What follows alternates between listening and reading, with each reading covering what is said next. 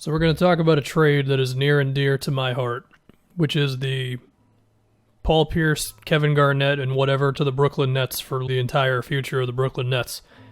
And we're just going to revisit this whole thing, and I'm not going to try to decide who the winner is, because clearly Boston was the winner of this one, but let's attempt to go back to this time and look at this move. So, the trade, which, funny enough, at the time it happened, I remember that there was a real conversation about the move, and it was looked at pretty normally, whereas in retrospect, it's like, no, what is wrong with the Brooklyn Nets? Why would you possibly give up 4 first-round picks, 3 unprotected, 1 pick swap for a couple of old dudes? Now, as we know, Prokhorov was extremely impatient with that Nets team and was looking to make a splash immediately. He kind of did that with the Joe Johnson trade before this. But I am going to attempt to look at a way in which the Nets believed that their future was going to be okay with this move even happening. So, the only thing that I can possibly think of is that they just believed that Deron Williams, Brook Lopez, and Joe Johnson weren't going to decline as fast as they did. I mean, the year before with the Nets, when they won 49 games and they lost in 7 to the Bulls in round 1, Joe Johnson was already on the decline. He averaged 16 a game, but, Deron Williams averaged 19 and 8 on some pretty damn good efficiency, 57% true shooting. Like, he was like maybe 4 or 5% worse than Utah at Deron Williams, but it seemed like he could still be pretty good, right? And Brook Lopez was still getting better at that time, so I feel like they just believed those two are going to carry us through this, even if we don't have much in the way of draft picks. And unfortunately for them, Deron Williams fell off pretty hard. His last All-Star appearance was when the Nets were still the New Jersey Nets, and the conversation about him being one of the best point guards in the league, it was pretty much gone by 2014, which was the first year that KG and Pierce showed up. Williams put up 14 and 6.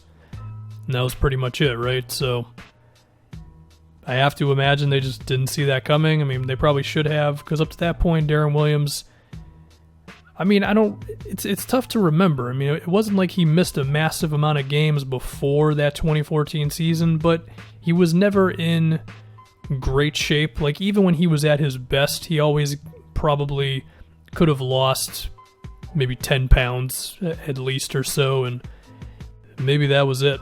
But they essentially put their entire future into hoping that Deron Williams and Brook Lopez would hold on, and only one of those guys ended up still being good past that trade, and, well, that's what's going to happen for you.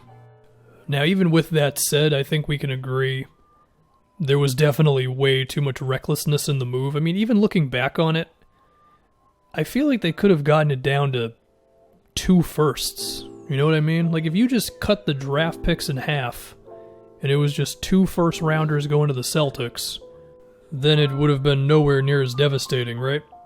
And we do give credit to the Nets. They managed to be a respectable team by, 4 years after the 2014 season when this experiment began. So, in that sense, kudos to them, but they also had to change up basically everything in the front office. And, Prokhorov had to sell these guys last year.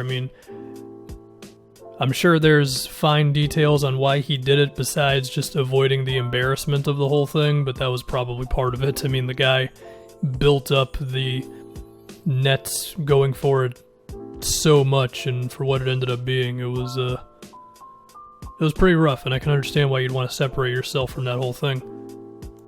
But I do want to talk again, because I think it really is wild how we weren't freaking out about how much the Celtics got when this move happened. At least, I know I wasn't, but how old was I when this happened? I was 19? 20, something like that, and I would definitely not trust my 20-year-old self's opinion on anything. Just not just basketball, but anything. So there's a chance that I just wasn't aware of the Zach Lowe's of the time. Was Zach Lowe even a thing when this move originally happened? I'm sure he was. Maybe Grantland was around at the time and I just didn't know about it, but it just seemed like there wasn't a lot of people realizing that the Nets got absolutely robbed in the move. You know what I mean?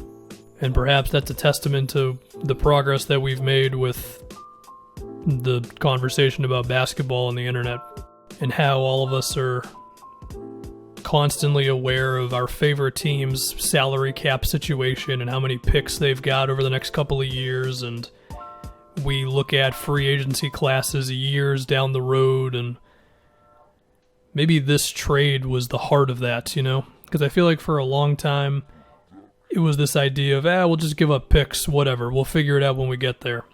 Whereas because of this move, and I think because of Sam Hinkie as well, this level of expectation about teams and their future and their plan and all that, it's been thrust into the limelight of the basketball conversation, you know what I mean?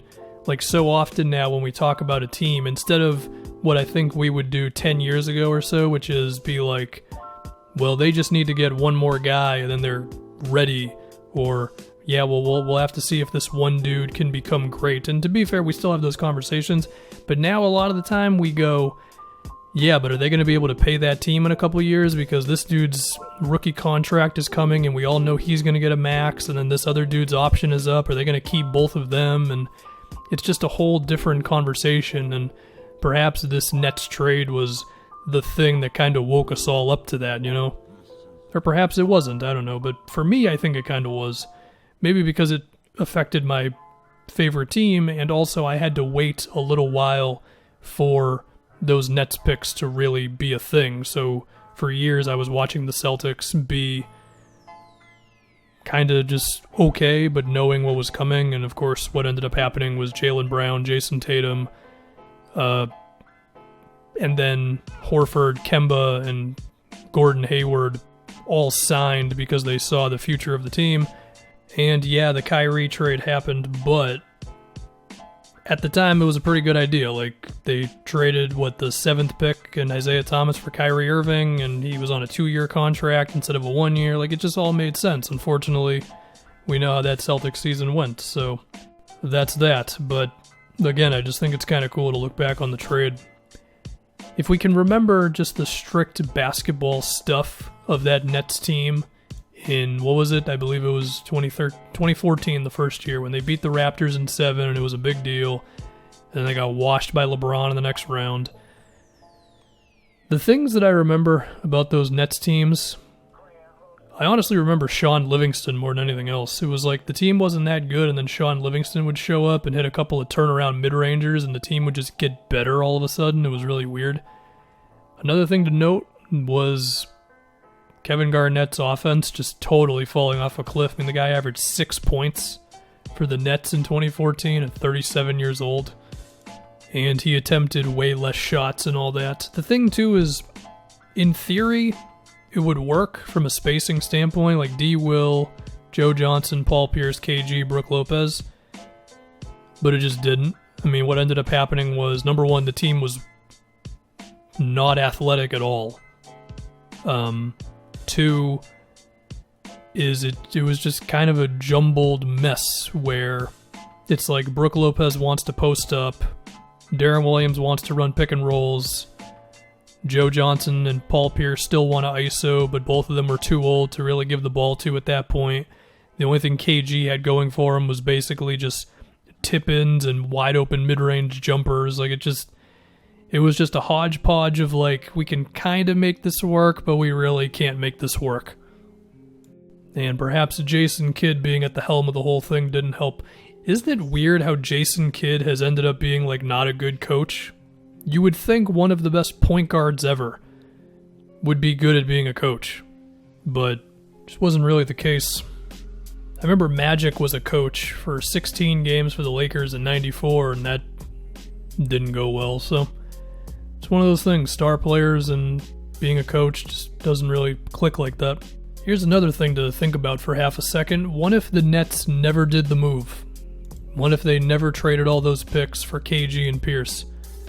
Well, the first thing is Jayson Tatum and Jaylen Brown would not be on my Celtics, and the entire team would probably be different because, again, those picks were not the entire reason, but they were a decent reason why they ended up signing like Horford and stuff, you know what I mean? So I don't know what happens. Maybe KG and Pierce just whittle away in Boston and the Celtics are bad for a while, and who knows what happens with Brad Stevens and all that. The Nets would have had a lot more draft picks, and they potentially would have had cap space. I don't know. It's tough to remember how all the contracts worked. And they could have done something with those picks. I don't know. Maybe they could have screwed somebody else over and traded like Darren Williams in the first rounder, knowing that D. Will was going to fall off, and somebody else would have been like, oh, we got Darren Williams in a first, and I don't know. That's a whole can of worms that you could go in a million directions with, but what we do know is that it was a bad trade for Brooklyn.